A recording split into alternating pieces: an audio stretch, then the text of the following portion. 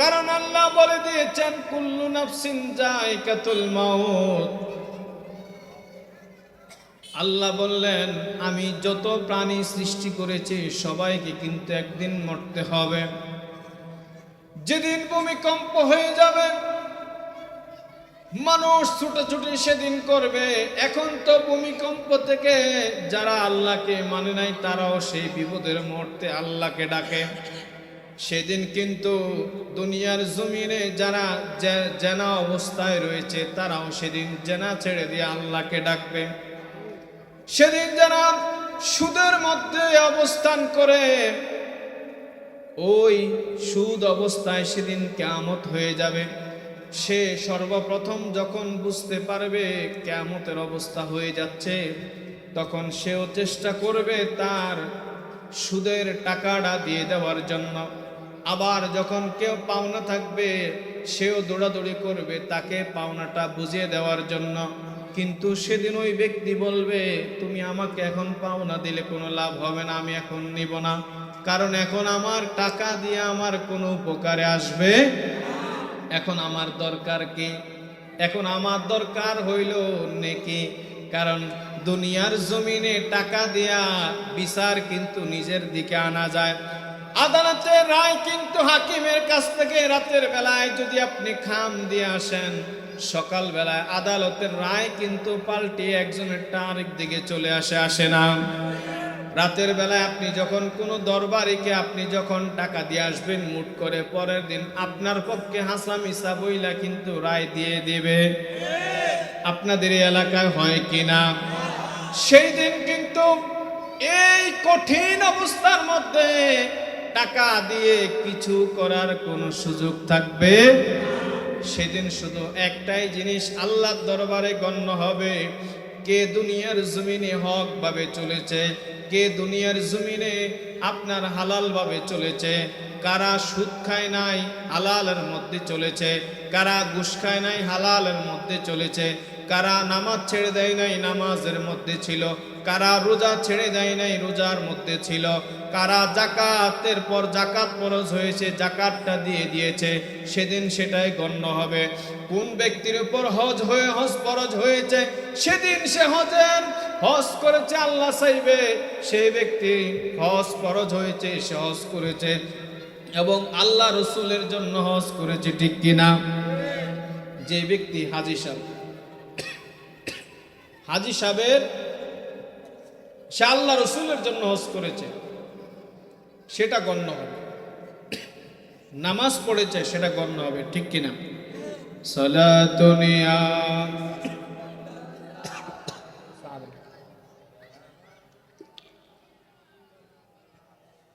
সালাতুনিয়া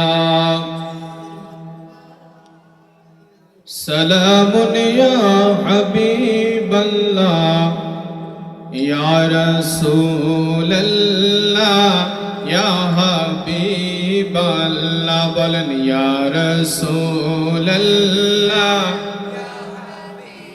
বাল্লাহ ইয়া রাসূলুল্লাহ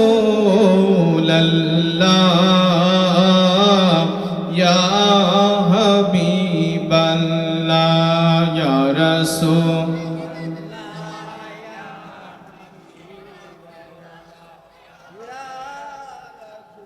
লাল্লাহ ইয়া হাবিবাল্লাহ। তুমি জীবন তুমি মরণ, বলেন তুমি জীবন তুমি আধার ঘরে, তুমি আপন তুমি মোদের পাড়ের তরে, তুমি মোদের পাড়ের তরে, তুমি নিদানের তরানওয়ালা ইয়া রাসূল। মোহাব্বত নিয়ে ইয়া রাসূলুল্লাহ ইয়া হাবিবাল্লাহ ইয়া রাসূলুল্লাহ ইয়া হাবিব। তুমি মোদের আশার আলো, তাই তো তোমায় বাসি ভালো, তুমি মোদের আশা। তাই তো তোমায় বাসি ভালো, হৃদয় নামক ফুলদানিতে, হৃদয় নামক ফুলদানিতে রেখেছি হাজারো প্রেমের মালা। ইয়া রাসূলুল্লাহ লা ইয়া রাসূলুল্লাহ ইয়া হাবিবাল্লাহ, ইয়া রাসূলুল্লাহ ইয়া হাবিবাল্লাহ, ইয়া রাসূলুল্লাহ ইয়া হাবিবাল্লাহ। কবরে, হাসরে, মিজানে, ফুলসিরাতে নবী ছাড়া কোনো উপায় থাকবে? কোনো উপায় থাকবে না। এই জন্য আমরা সবসময় আমার রাসূলকে আমরা মহব্বত করতে রাজি আছি কিনা? সূরা, আপনারা একটু মেহেরবানি করে একটু সামনের দিকে আসেন তো, পিছনে একবার একটু জায়গা নেই, একটু আরেকটু সামনে অনেক ফাঁকা জায়গা আছে, একটু সে মেহেরবানি করে একটু সামনে আসেন, একটু সামনের দিকে চলে আসেন, একটু সামনের দিকে আসেন।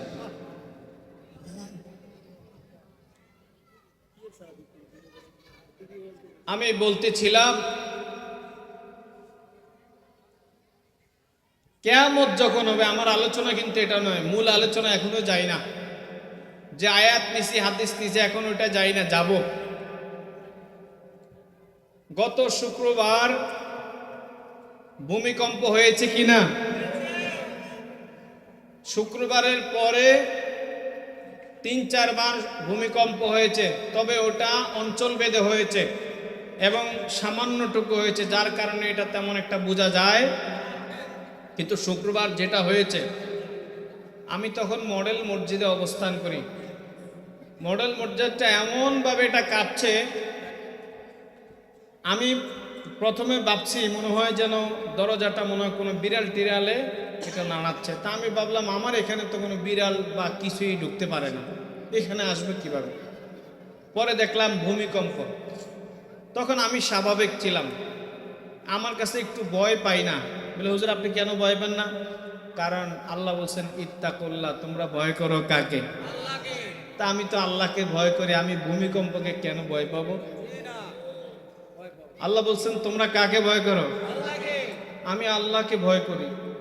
আর আমি তো রসুলের গোলাম, রসুলের গোলামরা তো কখনো ভূমিকম্প থইয়া কোনো কিছুতে ভয় পাওয়ার কথা। আমি স্বাভাবিকভাবে আমি রয়েছি। আমি আমার ওয়াইফের সাথে কথা বলছি, আমার ওয়াইফ দিয়ে কিছুক্ষণ পরে দিয়ে আওয়াজ বন্ধ। আমি ভাবলাম কি তাদের আবার কোনো বিল্ডিং কোনো ভাঙ্গা পড়লো নি, লাইন চলতেছে কিন্তু কথা কেটে আবার কিছুক্ষণ পরে যখন কল দিছি তখন কয় আমার বুক কাঁপতেছে। কয় কেন? আমি তো এমন ভয় পাইছি মনে হয় যেন বিল্ডিং ভেঙে পড়ে, আর আমি পড়তেছি লা ইলাহা ইল্লা আনতা সুবহানাকা ইন্নী কুনতু মিনাজ জালিমিন। কিন্তু আমি বিশ্বাস করেন আমি একবারও পড়ি না, যদিও পড়া দরকার ছিল, কিন্তু আমার কাছে স্বাভাবিক মনে হয়েছে যে আমি আল্লাহর ঘর মসজিদে আছি। প্রথম মনে হয়েছে যেন আমার মনে হয় মডেল মসজিদটা একেবারে বেঁকে গেছে, মনে হয় নামাজ পড়া যাবে না। কিন্তু পরে আমার কাছে বিশ্বাস আসছে আমি যেহেতু মসজিদে আছি, আল্লাহর ঘর রক্ষা করবে কে? ওই যে কাবা শরীফটাকে আব্রাহা বাদশাহ ধ্বংস করতে আসছিল, তো কাবা শরীফের তখন মুতাল্লি ছিল আব্দুল মুত্তালিব, নবীজির দাদা আব্দুল মুত্তালিব রাদিয়াল্লাহু তাআলা আনহু। নবীজির বাবা মা জান্নাতি না জাহান্নামী? জান্নাতি। বলেন না। এখন নবীজির মা বাবা তো নবীজির ইসলাম প্রচারের আগে দুনিয়ার থেকে বিদায় নিয়েছেন, তো এখন তারা জান্নাতে কেমনে যাবে? হাদিসের মধ্যে এসেছে আমার নবীজি দুইজনকেই অলৌকিকভাবে আল্লাহ পাক নবীজির দরবারে এসে তাদের দুইজনকে আমার নবীজি কালিমা পড়িয়েছেন এবং ইসলাম তারা গ্রহণ করেছে। তা নবীজি জান্নাতে যাবে, নবীজির বাবা মা জাহান্নামে যাবে, এটা কি হতে পারে? এখন আমাদের দেশে অনেকেই বলে নবীজির বাবা মা জাহান্নামে যাবে। আমাদের দেশের মৌলবী জান্নাতে যাইব আর নবীজির মা বাবা জাহান্নামে যাইব, এটা হয়নি ওদের আকীদা। কিন্তু আমাদের আকীদা নবীজির বাবা মা জান্নাতে তো যাবে, নবীজির দাদাও যাবে। এজন্য আমরা নবীজির মা বাবার নামের সঙ্গে রাদিয়াল্লাহু তাআলা আনহু, রাদিয়াল্লাহু তাআলা আনহা আমরা পড়তে রাজি আছিনি? শুধু নবীজির বাবা মা নয়, নবীজির দাদার নামের পিছনে আমরা কি পড়ব? রাদিয়াল্লাহু তাআলা। কারণ তিনি কাবা শরীফের কি ছিলেন? মুতাওয়াল্লি ছিলেন। তো আব্দুল মুত্তালিবের 100 উট নিয়ে গেছে আবরাহা বাদশাহ। সে কাবা শরীফ ধ্বংস করতে আসবে, কারণ একজন মুসলমান আবরাহা বাদশার নকল কাবার মধ্যে পায়খানা করে দিয়েছে। এটা সূরা ফিলের তাফসীর, কিন্তু ওইদিকে যাচ্ছি না, সংক্ষেপে বলতেছি। এটা সূরা ফিলের ঘটনা। সূরা ফিল যদি আলোচনা করতাম তাহলে বুঝতে পারতেন। বাদশাহ আবরাহার কাবার মধ্যে পায়খানা করে দিয়েছে কে? মুসলমান। কে? কেন? কাবা শরীফের আদলে সে আরেকটা কি বানাইছে? নকল কাবা বানাইছে। এখন সে জিদের আগে খুবে আমাদের আসল কাবা কি করবে? ধ্বংস করবে। সে উট নিয়ে আসছে, হাতি নিয়ে আসছে, হস্তি বাহিনী। এই যে সূরা ফিল, ফিল আরবি শব্দ, এটার বাংলা কি? হাতি। ফিলের বাংলা কি? ফিলের বাংলা কি? এটা মজার একটা ঘটনা। সূরা ফিল যে আমরা পড়ি, আমরা কিন্তু কেউ জানি না। তাব্বাত ইয়াদা সূরা লাহাব যে পড়ি, লাহাব তো কার নাম? আবু লাহাবের নাম না? আমরা যে লাহাব পড়ি, লাহাবের ভিতরে অনেক সুন্দর ঘটনা আছে। কেন লাহাব দিল এটার ঘটনা আছে না নাই? সূরা কাফিরুন আল্লাহ কেন দিলেন? কাফিরদের নাম দিয়ে কেন কাফিরুন দিলেন? এটারও কি আছে ঘটনা। তো বাদশাহ আবরাহা তার নকল কাবার মধ্যে পায়খানা করলো। রাত্রে গিয়ে বেড়া মাত্র দিনে সুন্দরভাবে তৈরি করলো। রাতের বেলা একেবারে একজন মুসলমান গিয়া পায়খানা করলো। আহারে, সকালবেলায় তার সৈন্যবাহিনীরা গিয়ে দেখে এই কাবার এত সুন্দর কাবা, এক থুপ পায়খানা। রাগে ক্ষোভে হস্তি বাহিনী পাঠাইলো কোথায়? মক্কা শরীফে। এখন প্রতি কাছে আইসা আব্দুল মুত্তালিবের বাড়ির থেকে সবগুলি উট, 100 উট নিয়ে গেছে হস্তি বাহিনীর এই আবরার বাদশা। এখন তারে খবর দিছে সকালবেলা, হে আব্দুল মুত্তালিব, তুমি কি কাবা,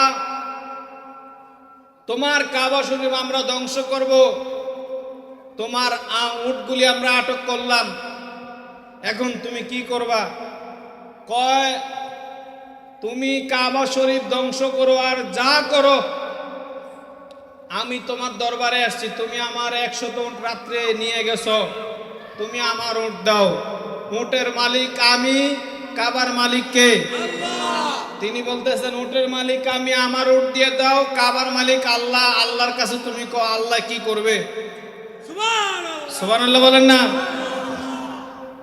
আমার উটের রক্ষার দায়িত্ব আমার, কাবার মালিকের দায়িত্ব কার? এখন ওই যে আব্রাহা কেন বলছে? আব্রাহা বলার কারণ হয়েছে, কারণ মুতাওয়াল্লিকে আব্দুল মুত্তালিব, কারণ তার একটা হক আছে না। এই আড়ংবাজার মসজিদের সভাপতিকে আব্দুল মালিক মোল্লা, সেক্রেটারি হাজী জাবেদ মোল্লা। এখন কমিটির একটা দায়িত্ব আছে না? মসজিদে যদি কেউ হামলা করে দায়িত্ব আছে না? আমাদের দেশে তো কয়েক মাসে মসজিদের মধ্যে আগুন দিছে, মাজারেও আগুন দিছে, খানকায়ও দিছে, কোরআন শরীফের মধ্যেও দিছে না? নাম কি? তৌহিদি জনতা। নাম কি? মাথার মধ্যে পাগড়ি আছে, টুপি আছে, সব আছে, কিন্তু তৌহিদি জনতার নামে তারা কিন্তু কাবা মসজিদের মধ্যে আগুন দিছে। যেমন কাবা শরীফে ইয়াজিদ বাহিনী কিন্তু আগুন দিয়েছিল, কাবা শরীফে হামলা করেছিল। সেই ইয়াজিদ বাহিনীর ধ্বংস হয়েছে কিনা? ইয়াজিদ কেউ কি নাম রাখে? কিন্তু ইমাম হাসান হুসাইন নাম আছে না নাই? কিয়ামত পর্যন্ত থাকবনি। তো বাদশাহ আব্রাহা বলল, তুমি তোমার উট আমরা নিয়ে আসলাম, কাবাতে হামলা করতে যাব, এখন তুমি কি করবা? কয় আমার ওট আমাকে দিয়ে দাও, আর কাবার মালিক যে আছে তারটা সে কি করবে তার দেখার বিষয়। ঠিক তো। চলে যাওয়ার পরে তারা হস্তি বাহিনী নিয়ে কাবার দিকে অগ্রসর হচ্ছে। এই দিকে বিশাল বড় যেই হাতিটা রয়েছে বাদশাহ আব্রাহা, যেটার মধ্যে আরোহণ করে আসতেছে, এটা বিশাল বড় হাতি, এটার নাম হলো হামিদ। নাম কি? হামিদ মানে প্রশংসিত। হামিদ মানে কি? প্রশংসিত। কেন? কয় ওই সময়ের মধ্যে ওই এলাকায় যত হাতি আছে সবচাইতে বড় হাতি এটা, এটার দ্বারা কাজ বেশি হয়, এজন্য এটা কি সবার কাছে এটা প্রশংসিত, সবাই এটার গুণগান গায়। আর এটার এই মধ্যে চড়ে কে? বাদশাহ আব্রাহাম। কিন্তু মক্কার অদূরে আইসা আব্দুল মুত্তালিবের ওট আব্দুল মুত্তালিব নিয়ে গেল। আর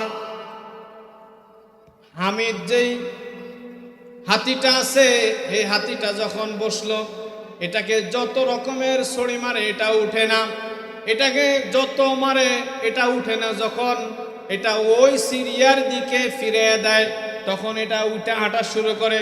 আবার যখন এটাকে কাবার দিকে ফিরায় আবার সে বসে পড়ে।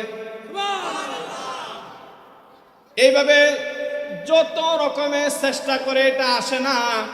এবার সে হামিদ ওই হাতিটা রেখে দিয়া সে এবার অন্য হাতি নিয়ে সামনে আগানোর চেষ্টা করেছে।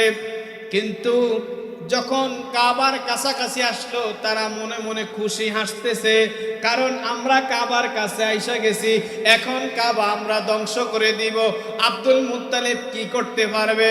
কিন্তু আমার আল্লাহ কোরআনের মধ্যে সূরা ফিল নাজিল করছে। আমার আল্লাহ বলতেছে, ইয়া রাসূলুল্লাহ, ইয়া হাবিবাল্লাহ, তখন কিন্তু আমার রাসূল দুনিয়ার জমিনে আগমন করেন।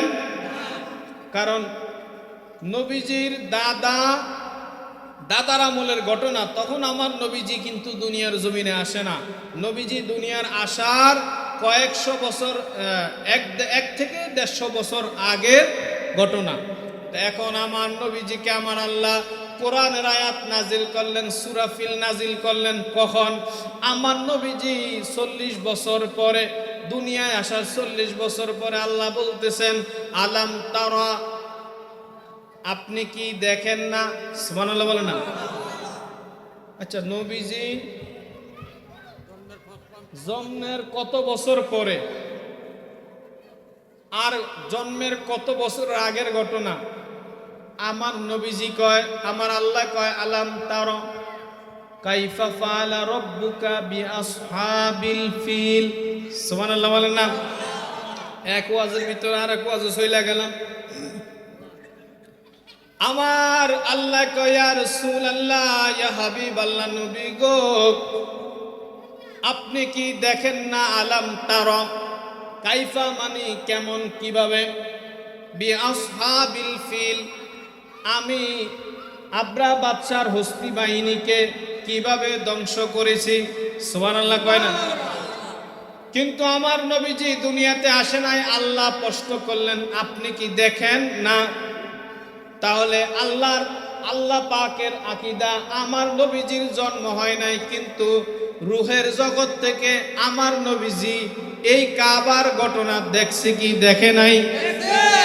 এখন আমরাও বিশ্বাস করি আমার নবীজি দুনিয়াতে আসার পূর্বেও কাবা শরীফ না, শুধু দুনিয়া সৃষ্টির শুরু থেকে দুনিয়া কিয়ামত পর্যন্ত যা কিছু ঘটবে সব কিছু দেখে কি দেখে না?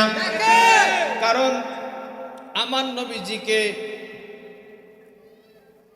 সাহাবায়ে কেরাম প্রশ্ন করলো, ইয়া রাসূলুল্লাহ,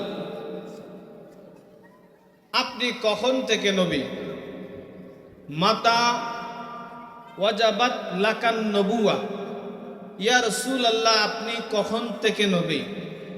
আমার নবীজি কয়, কুনতু নাবিয়্যা ওয়া আদামু বাইনার রূহি ওয়াল জাসাদ, কয় আমি তখন থেকে নবী যখন আদম এবং হাওয়া, আদমের হাড্ডি, আদমের দেহ, মাটি যখনও একত্রিত করা হয় নাই তার আগের থেকেও আমি কি, যখন আদমকে সৃষ্টি করা হয় না তার আগেও আমি নবী, আদমের মাটি এবং রুহু যখন একত্রিত করা হয় না তার আগেও আমি নবী। একদিন জিব্রাইল আমার নবীজিকে কয়, ইয়া রাসূলুল্লাহ, ইয়া হাবিবাল্লাহ, আমি আপনার সন্তান মা ফাতেমা রাদিয়াল্লাহু তাআলা আনহার কাছে আমি রাগ। কয় কেন? কয় রাগ হইল আমাকে সে বলছে কাকা। আমাকে কি বলছে? আম্মুন মানে চাচা বলেছে, কিন্তু আমি তো হওয়ার কথা জ্যাঠা। সুবহানাল্লাহ কয় না? আমি হওয়ার কথা কি? কারণ নবীজি কয়েক বছর আগে 570-এ জন্ম, আমি তো অনেক আগে কি। তো আমার নবীজি কয়, জিব্রাইল তোমাকে আমার সন্তান, আমার মেয়ে তোমাকে কেন কাকা বলেছে? কয় আমি তো যেটা হওয়ার কথা, কারণ আমি বয়সে আপনার থেকে বড়। আমার নবীজিকে কয় তুমি কখন থেকে বড়? কয় ইয়া রাসূলুল্লাহ, ইয়া হাবিবাল্লাহ, নবী গো, আমি তখন থেকে এই পৃথিবীর জমিনে, কয় আমি আসমানের মধ্যে দেখতাম একটা তারকা উঠত। ওই তারকাটা যখন একবার উদিত হতো এটা 70,000 বছর এটা উদিত থাকতো। কত বছর? 70,000 বছর। আবার যখন ডুবতো 70,000 বছর এটা ডুবে থাকতো। কয় হে জিব্রাইল তুমি এভাবে কতবার দেখেছ? কয় ইয়া রাসূলুল্লাহ, ইয়া হাবিবাল্লাহ, নবী গো, আমি এইভাবে 72,000 বার দেখেছি। আমার নবীজি এবার ডাক দেয়া কয়, জিব্রাইল তুমি আমার পিঠের এখন তুমি দেখোনি? কয় ইয়া রাসূলুল্লাহ, ইয়া হাবিবাল্লাহ, আমি এটা দেখি না। কয় কখন থেকে দেখো না? কয় যখন দুনিয়া সৃষ্টি করা হয়েছে, দুনিয়া সৃষ্টির পর থেকে আমি এই তারকাটা এখন আর কত বছর, কোটি কোটি বছর হয়ে গেছে দেখি না। কয় আমার জামা মোবারকটা তুমি আলগি দাও। জামা মোবারকটা আলগি দিয়া এবার কয় কিছু দেখতে পেয়েছনি? কয় ইয়া রাসূলুল্লাহ, আপনার পিঠ মোবারকের মধ্যে একটা নূরের টুকরা দেখতেছি। কয় ইয়া রাসূলুল্লাহ, ইয়া হাবিবাল্লাহ, আল্লাহে আমি যেই তারকাটা 70,000 বার উদিত এবং ডুবন্ত অবস্থায় 72,000 বার দেখেছি, ইয়া রাসূলুল্লাহ, আল্লাহর কসম করে বলতেছি ওই তারকাটাই এটাই সেটা। ভালো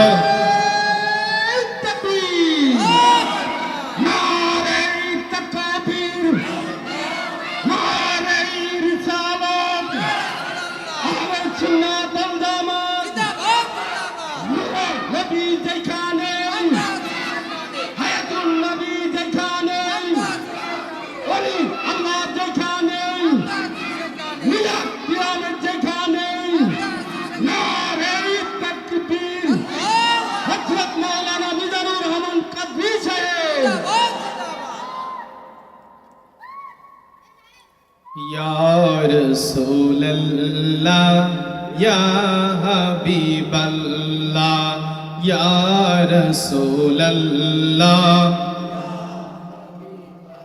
লা ইয়া রাসূলুল্লাহ, ইয়া হাবিব, আমারি মওতের নিদান কালে নবী গো আপনাকে শিয়রে ফেলে থাকবে না আমার মরণ যন্ত্রণা, থাকবে না ইয়া রাসূলুল্লাহ, ইয়া হাবিবাল্লাহ, ইয়া রাসূলুল্লাহ, মুনকার নাকির আসিয়া সওয়াল করবে বসায়া, মুনকার নাকির আসিয়া সওয়াল করবে দিবেন গো নবীজি পর্দা উঠায়া। দিবেন গো নবীজি পর্দা ওঠায়া, দেখিব আপনাকে নয়ন ভরিয়া। ইয়া রাসূলুল্লাহ বল্লাহ, ইয়া রাসূলুল্লাহ, ইয়া মোহাম্মত পড়েন, ইয়া রাসূলুল্লাহ, ইয়া হাবিবাল্লাহ, ইয়া রাসূল।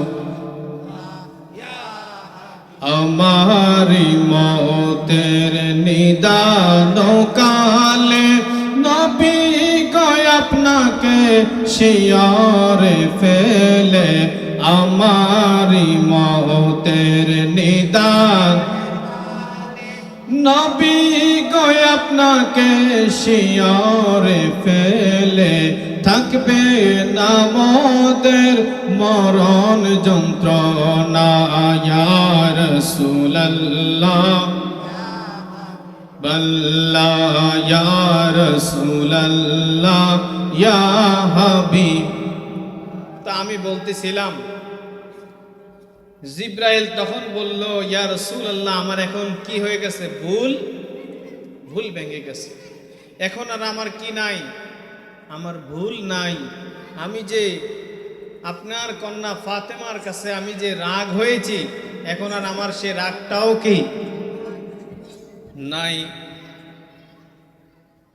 আমার নবীজিকে আমার আল্লাহ বলতেছেন, ইয়া রাসূলুল্লাহ, ইয়া হাবিবাল্লাহ, আপনি কি দেখেন নাই আমি হস্তি বাহিনীকে, আবরা বাদশার বাহিনীকে আমি কি করেছি?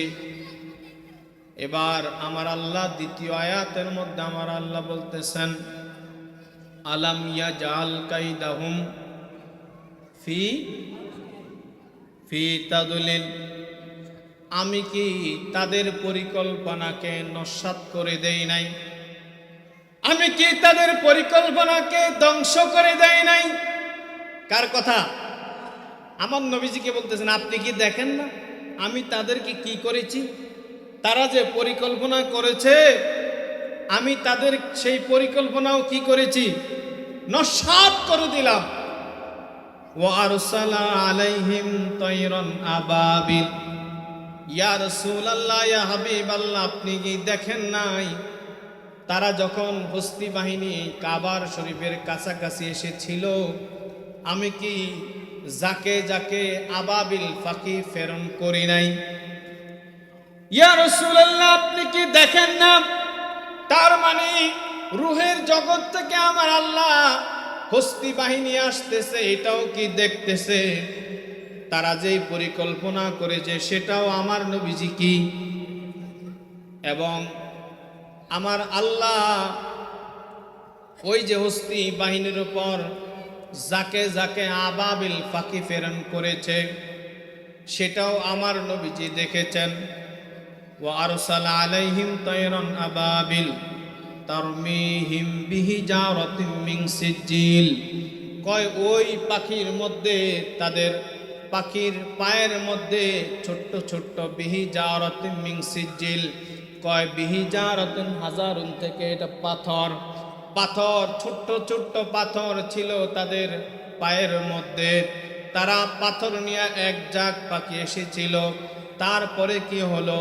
তারমিহিম বিহিজারাতিম মিন সিজিল, আমি পাথর দিয়া তাদেরকে ছোট্ট ছোট্ট পাখিগুলি, তয়রুন মানে পাখিল, ওয়া আরসালা আলাইহিম তয়রান মানে কি?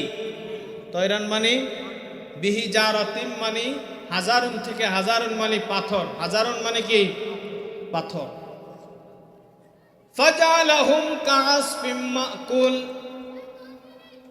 আমি এমন ভাবে তাদেরকে মিশিয়ে দিয়েছি। ইয়া রাসূলুল্লাহ, ইয়া হাবিবাল্লাহ, কয় মানুষ যেমন খাইলে খাওয়ার পরে প্লেটের মধ্যে চাটতে চাটতে লেহন দিয়া যখন খাওয়ার পরে একেবারে প্লেটটা পরিষ্কার হয় কিনা? পরিষ্কার হয় না? এই প্লেটের যে আঙ্গুল দিয়ে ছেটে খাওয়া, এটা আমার রাসূলে পাকের সুন্নত। সুবহানাল্লাহ বলেন না? অনেকে স্টাইল করে, অনেকে রেখে যায়, এটা খায় না। আপনি অন্য জায়গায় হাত দিন, সমস্যা নাই, কিন্তু আপনি সুন্দরভাবে টেনে টেনে আঙ্গুল দিয়ে আপনি সুন্দরভাবে খেয়ে নেবেন। এটা 1 নম্বরে খাইলে সুন্নাত। 2 নম্বরে এই খাওয়াটার মধ্যে আপনার ঔষধ আছে। কি ওষুধ? শরীরের যত রোগ আছে রোগগুলি এই লেহনটাই কিন্তু মাফ করে দেয়। আমার নবীজি আরেকটা কথা বলছেন, খাওয়ার পরে তুমি 1 চিমটি নুন খাও। নুন খাইলে তোমার শরীরের ছোট বড় 70টা রোগ কিন্তু কি হয়ে যাবে? মাফ হয়ে যাবে। কথা কার? আমার নবীজির। তাহলে আমরা এই কাজটা করতে রাজি আছিনি? খাওয়ার পরে আমরা আল্লাহর দরবারে শুকরিয়া আদায় করতে রাজি আছিনি? শুকরিয়া আদায় করব, কারণ আমার আল্লাহ আমাদেরকে রিজিক দেয়, আমরা এই রিজিক খেয়ে বাঁচি, ঠিক কিনা? আল্লাহ নিজেই বলেছেন তুমি দুনিয়ার জমিনে ইবাদত করো, ইবাদত শেষে আবার তুমি জমিনের মধ্যে তুমি ছড়িয়ে পড়ো। কারণ আল্লাহ বলছেন তুমি সারাদিন ইবাদত করবা, তা নয় আবার সারাদিন তুমি মাঠে পড়ে থাকবে, আমার ইবাদত করবে না, তাও হতে পারে না। দুইটাই করা লাগবে, ব্যবসা করো, কাজ করো, চাকরি করো, আবার আমার কাজও কি করো। তাহলে আমরা কাজ করতে, ইবাদত করতে রাজি আছেনি? আল্লাহ বলতেছেন আমি এমন ভাবে যারা প্লেটের ছেটে ছেটে খাওয়ার পরে প্লেট যখন পরিষ্কার হয়ে যায়, কয় হস্তি বাহিনীর এত বিশাল বড় হাতিগুলিকে আমি এমন ভাবে মাটির সঙ্গে মিশিয়ে দিয়েছি, কয় তাদের মাটির উপরে আর কোনো অস্তিত্ব নাই।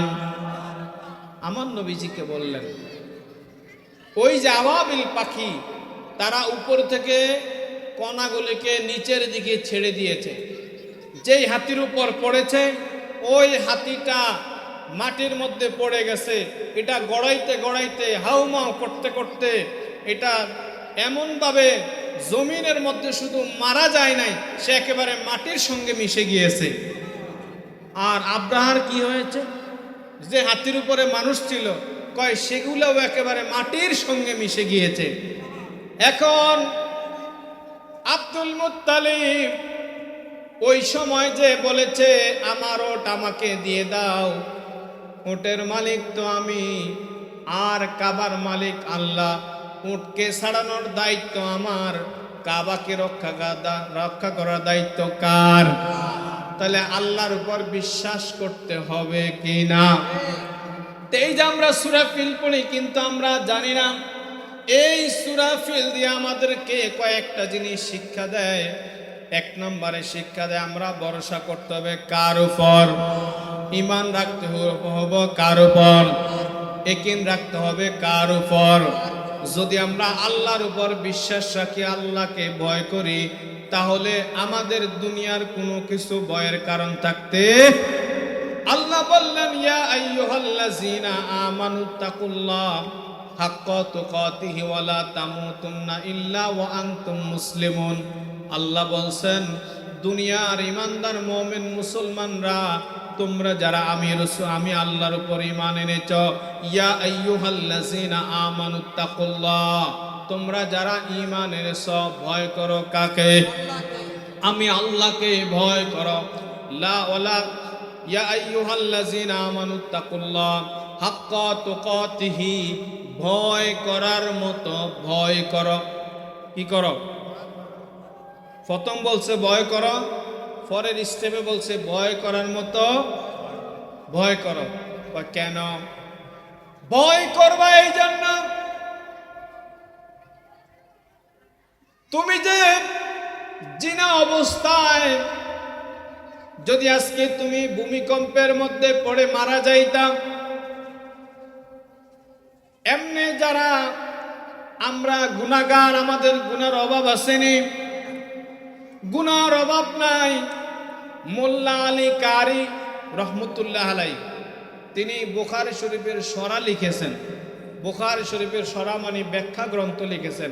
প্রত্যেকটা বুখারী শরীফের প্রত্যেকটা হাদিসের কোন প্রেক্ষাপট, কি প্রেক্ষাপট, এই প্রেক্ষাপটে আবার একটা একটা কি করেছেন? ব্যাখ্যা তিনি করেছেন। এই হাদিসটা এই জন্য আমার নবীজি বলেছেন, এই হাদিসটা এই কারণে এই আমলের উপর বলেছেন। কোরআনের যেমন তাফসির আছে, হাদিসেরও কি আছে? তাফসির গ্রন্থ মানে সরহা ব্যাখ্যা গ্রন্থ আছে।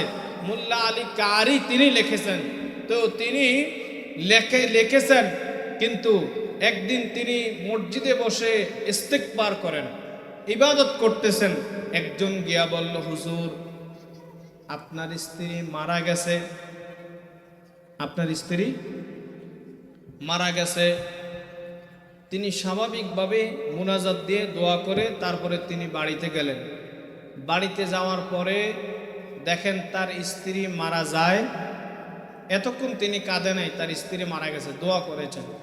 বাড়িতে যাওয়ার পরে দেখলো তার স্ত্রী কি মারা যায়নি, যে সংবাদ দিয়েছে সে মিথ্যা সংবাদ দিয়েছে। এখন তিনি তার স্ত্রী মারা যায় নাই, এখন তিনি কান্না করা শুরু করে দিলেন। আগে কান্না করার কথা ছিল, কিন্তু কান্না তখন করে নাই যখন দেখলো স্ত্রী মরে নাই, তখন তিনি কান্না করে শুরু করে দিলেন। পাশের মানুষজন বলল, হুজুর আপনি কান্না করেন কেন? আগে কান্না করার কথা ছিল, ওই সময় কান্না করলেন না, এখন কেন কান্না করলেন? কয়, যেই লোকটা আমাকে সংবাদ দিয়েছে আমি তার কথা ধরে স্বাভাবিকভাবে আমি এসেছি, আমি আমার স্ত্রীর জন্য দোয়া করেছি, কিন্তু আমি যখন আইসা দেখলাম আমার স্ত্রী বেঁচে আছে, আমি তখন মনে মনে চিন্তা করি, মুসলমান কেমনে মিথ্যা কথা বলে, আমি মুসলমান কেমনে মিথ্যা কথা বলে, এইটা আমার মনের মধ্যে আসার কারণে আমি এবার কান্না করতেছি। মুসলমান কেমনে কথা কয় না, মানে মুসলমান, ওনার বিশ্বাস মুসলমান কখনো মিথ্যা বলতে পারে যদি সে মুসলমান হয়। এখন ওনার ধারণা মুসলমান কি মিথ্যা বলতে, উনি কান্না শুরু করে দিলেন, হায় হায় মুসলমান মিথ্যা কথা বলে। অথচ সকল পাপের মূল আল কিযবু উম্মুজ যুনুব, সকল পাপের মূল হচ্ছে মিথ্যা বলা। সকল পাপের কি? সকল পাপের মূল মিথ্যা বলা। কেন এটা বলা হয়েছে? সকল পাপের মূল কেন বলা হয়েছে? বলার কারণ হলো, সন্তান যদি রাতের বেলায় কোথাও আড্ডা দেয়, এখন ঘরের মধ্যে রাত 2টা বাজে যদি বাসায় আসলো, বাড়ির মধ্যে আসলো, মা বাবা যদি জিজ্ঞেস করে তুমি কোথায় গিয়েছ, সে যদি মিথ্যা কথাকে ভয় পায়, মিথ্যা কথাকে ভয় পাইলে সে বলবে আমি অমক জায়গার মধ্যে আড্ডা দিয়েছি, আমি অমক জুয়ার মধ্যে আমি জড়িত ছিলাম। আচ্ছা, এটা যদি বাবা মার কাছে বলে, বাবা মা কি খুশি হবে না রাগ করবে? বাবা মা রাগ করবে। শুধু রাগ না, উত্তম মধ্যম দেবে কিনা? এখন বাবা মা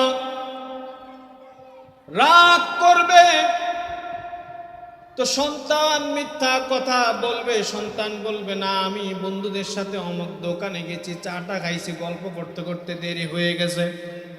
সে মিথ্যা কথা বলবে সারার জন্য। কিন্তু সে যদি প্রকৃত মুসলমান হয়, তাহলে আল্লাহকে ভয় করে, তাহলে সে কখন মিথ্যা বলবে? আর বাবা মার কাছে সত্য মিথ্যা বলতে না পারলে, না সারতে পারলে, সে কিন্তু চিন্তা করবে আমার বাবা মা আমাকে যদি জিজ্ঞেস করে, আমি যদি মিথ্যা কথা না বলি, সত্যটাই বলি, আমি অমুক জায়গায় আড্ডা দিয়েছি, তাহলে আমাকে কিন্তু মারবে। বাবা তুমি নামাজ পড়েছো কিনা?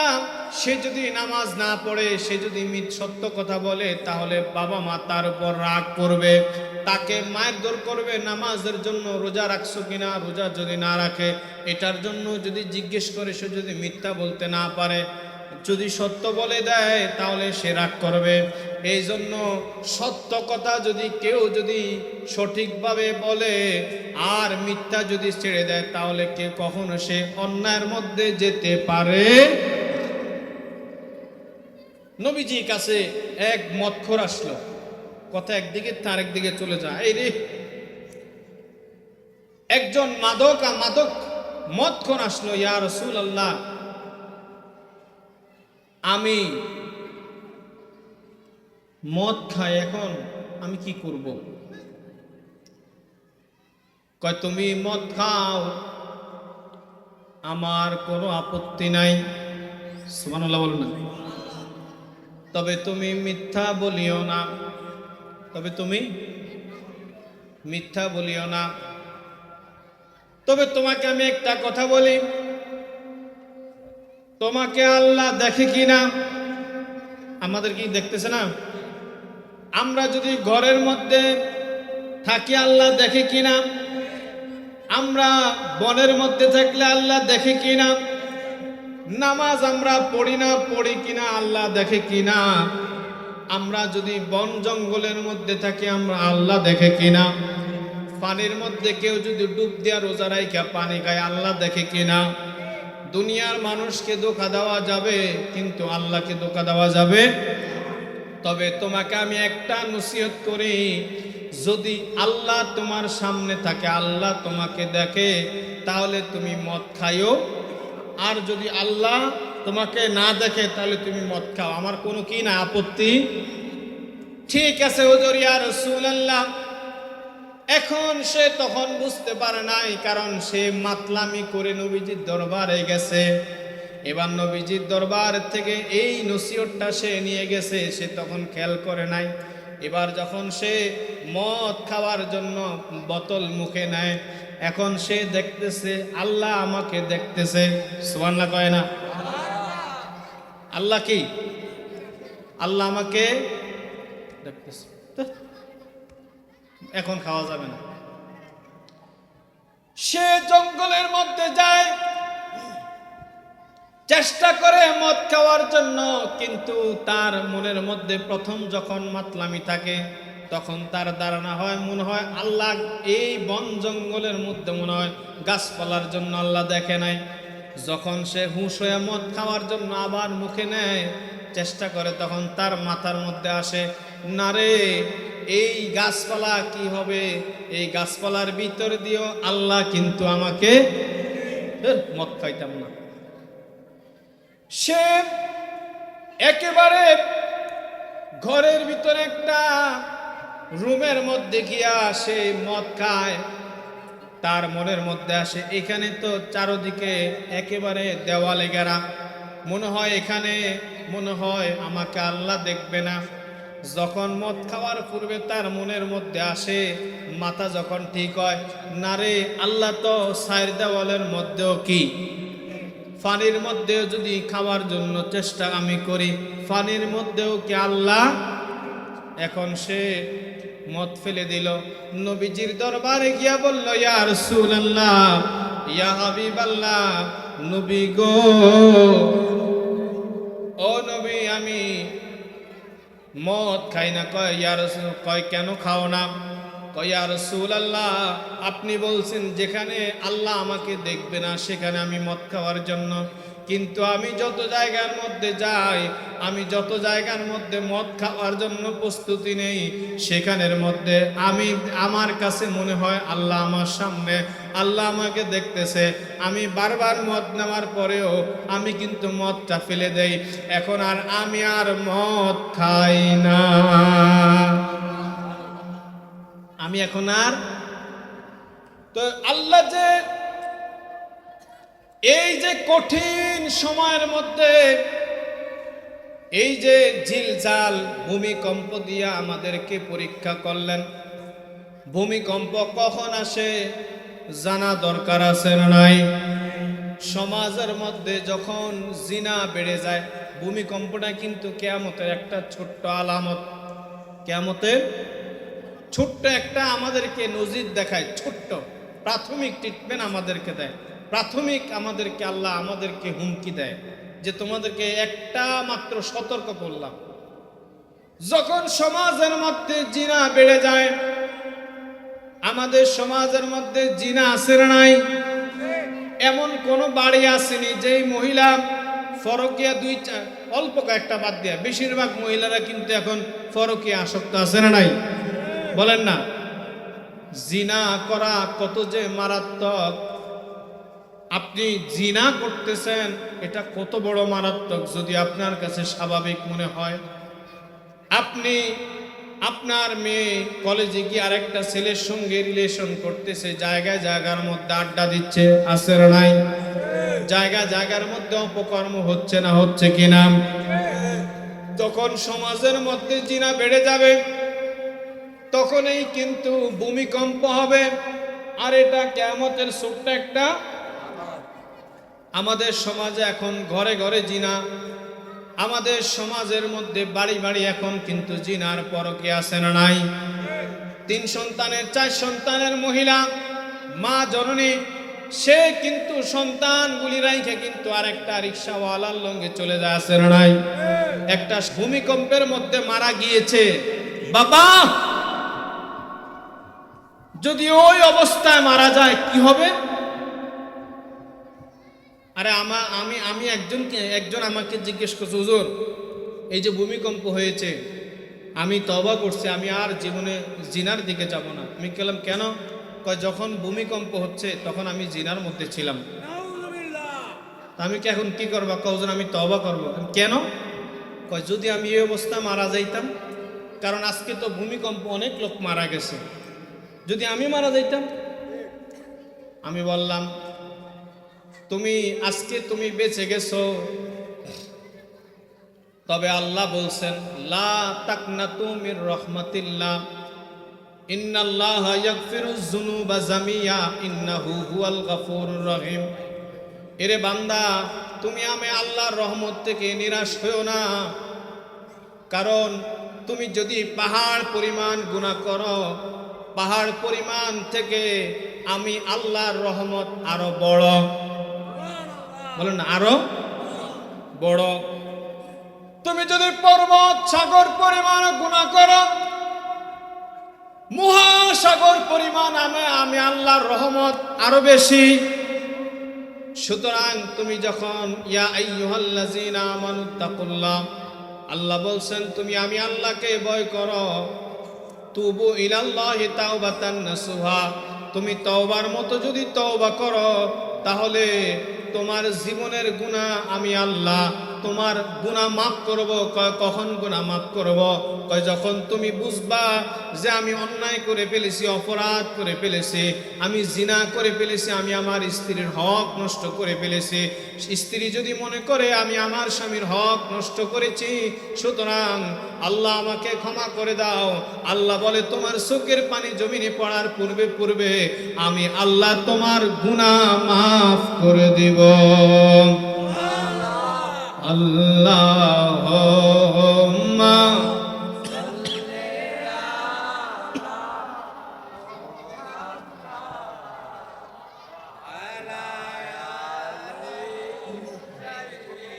দেনা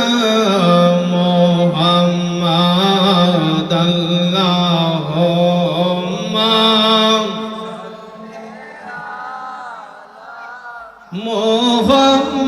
মুহাম্মাদ ওয়ালা।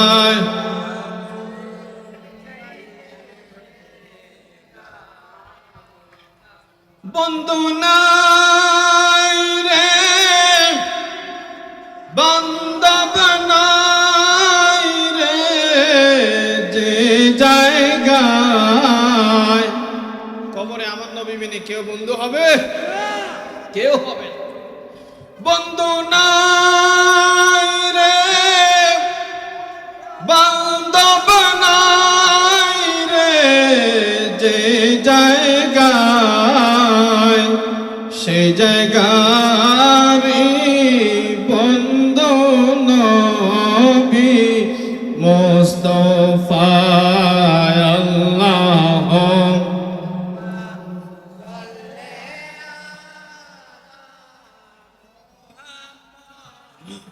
ওয়ালা আলে।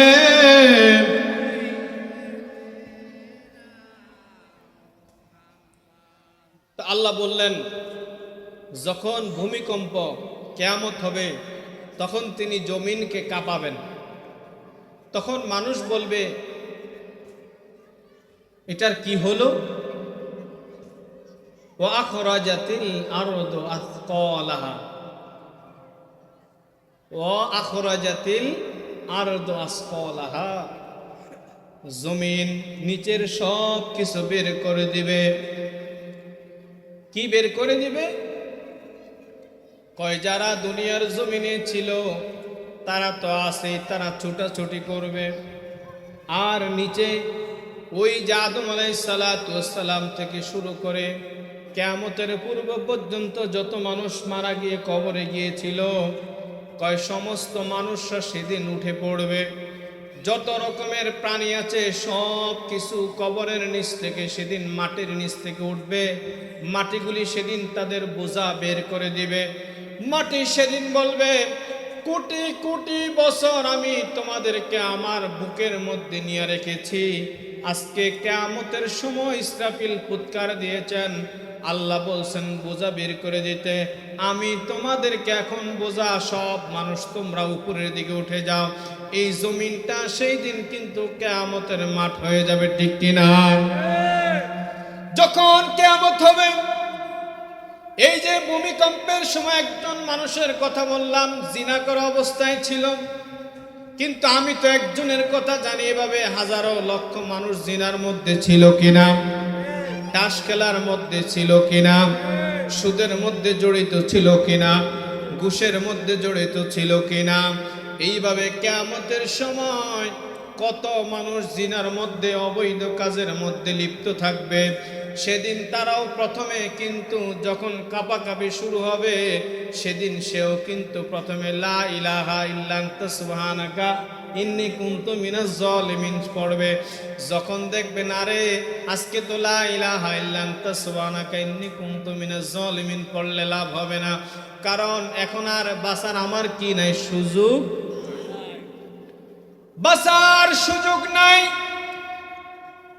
কারণ তোমাকে আল্লাহ যতবার বলেছে জিনা করো না, তুমি বারবার জিনা করেছো। আজকে তোমাকে জিনা অবস্থায় এই জমিনের মধ্যে, হাসরের মাঠে, এই কিয়ামতের ময়দানে উঠানো হবে। সেদিন কিন্তু কোটি কোটি কোটি মানুষ তোমাকে উলঙ্গ অবস্থায়, জিনা অবস্থায় দেখবে। ওই দিনের যারা ফারকের মধ্যে ছিল তারাও সেদিন কোটি কোটি, ওই যে নর নারী অবৈধ অবস্থা পার্কের মধ্যে আড্ডারত অবস্থায় দেখবে। যারা তাস খেলার মধ্যে ছিল ওই দিন কিন্তু কোটি কোটি মানুষ কিন্তু সেদিন তাদেরকে কিয়ামতের মাঠে তাস খেলা অবস্থায়। এখন বলেন তো বাবা, আমরা জানি না কোন দিন কিয়ামত হবে, কোন সময় কিয়ামত হবে, তবে কিয়ামতের কিছু ছোট লক্ষণ আছে, বড় লক্ষণ এখনো নাই। তাহলে বোঝা যায় এখনো কিন্তু মোটামুটি দেরি আছে। যদিও আমরা না পাই, কিন্তু আমাদের হয়তো পরপুরুষরা ক্রমান্বয়ে তারা পেতে পারে। এই জন্য আমাদের দায়িত্ব কি, যদিও আমরা কিয়ামত না পাই, কিন্তু কিয়ামতের মাঠে আমাদের উঠতে হবে কিনা। যারা কবর থেকে উঠবে, যাদের কবরটা জান্নাতের বাগান থাকবে, তারা সেই দিন বলবে আমাকে কে জাগাইলো, কেন জাগাইলো? সেদিন ফেরেশতারা বলবে তোমাকে আমরা জাগাইছি কারণ এখানে আরো কিছু ধাপ রয়ে,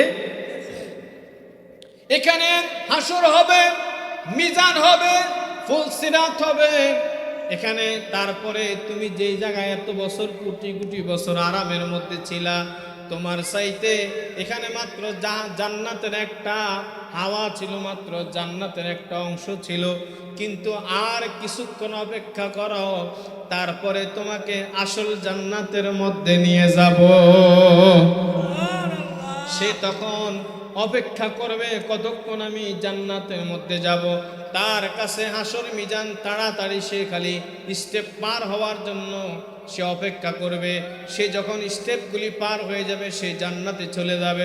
যে ব্যক্তিরা কবরের মধ্যে কোটি কোটি বছর জাহান্নামের আগুন জ্বলতেছিল, সেই ব্যক্তি যখন কবর থেকে উঠবে, সেই ব্যক্তি এবার বলবে এবার মনে হয় রক্ষা পাইছি, এবার মনে হয় কোটি কোটি বছর আমি কবরের মধ্যে জ্বলতেছিলাম, আযাবগুলি আমি সইতেছিলাম, কিন্তু এখন মনে হয় আমি সেরে গেছি। কিন্তু যখন এই কম্পন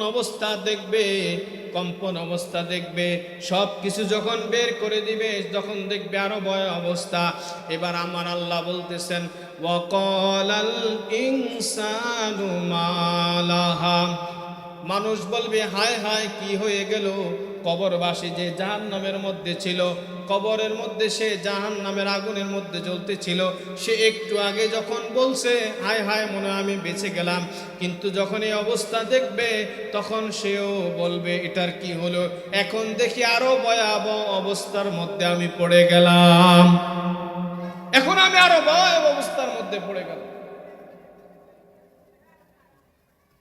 বিআন্না রাব্বাকা আওহা লাহা, আল্লাহর পক্ষ থেকে সেদিন বলা হবে, আল্লাহ আদেশ সেদিন করবেন কি, ইয়াউমাইযি ইয়াসদুরুন নাসু আশতাতাল লিউরাউ আমালাহুম, আল্লাহ সেই দিন সংবাদ দিবেন, তোমরা যারা কিয়ামতের ময়দানে উঠেছো তোমরা সবাই এবার আমার দিকে আসো। কয় কেন আসবো? কয় বিআমালিহিম, কয় তোমাদের যার যে আমল আছে সব আমল নিয়ে আমার কাছে আসবো, আমার কাছে আসো। আমরা সবাই এবার ছুটাছুটি বাদ দিয়ে এবার সবাই আল্লাহর দরবারের সামনে এবার আমাদের ওজন মাপা হবে, কার কত আমল আছে আমল নিয়ে সেদিন সে যাবে কবরের মধ্যে, সে যাবে সে আল্লাহর দরবারে সে যাবে, সে যার আমল ভালো সে তো হাসি মুখে যাবে, কিন্তু যার আমল খারাপ সে থরথর করে কাঁপতে কাঁপতে সেদিন সে আল্লাহর দরবারে যাবে। যখন দেখবে এই পরিস্থিতি, এই মিজানের পাল্লার মধ্যে মানুষের ওজন মাপা হচ্ছে, নেকি মাপা হচ্ছে, আবার কেউ কেউ দেখা যায় তার নেকি খারাপ, নেকির পাল্লার চেয়ে বদের পাল্লা বেশি, তখন তারা ছুটাছুটি করবে, কেউ যাবে আদম নবীর কাছে, যারা আদম নবীর কাছে গিয়া বলবে আদম তুমি তো আমাদের প্রথম নবী, আমাদের আদি পিতা, আজকে আমাদেরকে বাঁচাও। আদম নবী বলবেন না, তোমরা ইব্রাহিম নবীর কাছে যাও। ইব্রাহিম নবীর কাছে যখন যাবে তখন বলবে ইব্রাহিম নবী গো আজকে আমাদেরকে বাঁচান। তখন ইব্রাহিম নবীর বলবে না, আমি তোমাদেরকে সুপারিশ করব না, তোমরা দাউদ নবীর কাছে যাও। দাউদ নবী বলবে তোমরা ইয়াকুব নবীর কাছে যাও। ইয়াকুব নবী বলবে তোমরা ঈসা নবীর কাছে যাও। ঈসা নবীর কাছে গিয়া বলবে তুমি তো ঈসা রুহুল্লাহ, তুমি আমাদের কাজকে সুপারিশ করো। ঈসা নবী বলবে আমি পারবো না, আমি সুপারিশ করতে পারবো না, তোমরা আখিরি নবী মুহাম্মদুর রাসূলুল্লাহর কাছে যাও। আমার নবীর কাছে যাওয়ার জন্য সবাই এবার দৌড়াবে। দুনিয়ার জমিনে আমার নবীজিকে একজন সাহাবী বলল ইয়া রাসূলুল্লাহ, ইয়া হাবিবাল্লাহ, মাতা সাআ, ইয়া রাসূলুল্লাহ কিয়ামত কখন হবে? আমার নবীজি বলল ও আমার সাহাবী, তুমি যে কিয়ামত কখন হবে এটা জানতে চাও, তুমি কিয়ামতের জন্য কি করেছ?